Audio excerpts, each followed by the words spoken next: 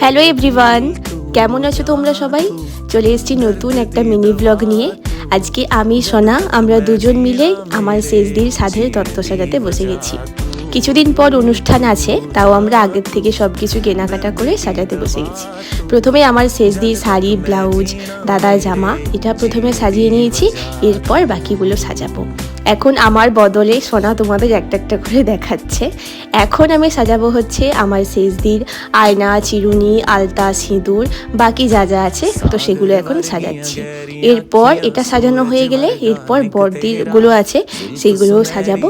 এই তো কথা বলতে বলতে এটাও আমাদের সাজানো হয়ে গেছে। এবার আমার বড়দিকটা এখানে করে নিচ্ছি। তো এটা হয়ে গেলে আজকে শুধু এই শাড়ি আর জিনিসপত্র এই দুটো জিনিসে সাজানো হবে, বাদ বাকিগুলো পরে হবে। যেদিন অনুষ্ঠান আছে তার আগের দিনই হচ্ছে ফল, মিষ্টি, চকলেট, চিপস ওগুলো সাজানো হবে, তখনও তোমাদের সাথে শেয়ার করবো।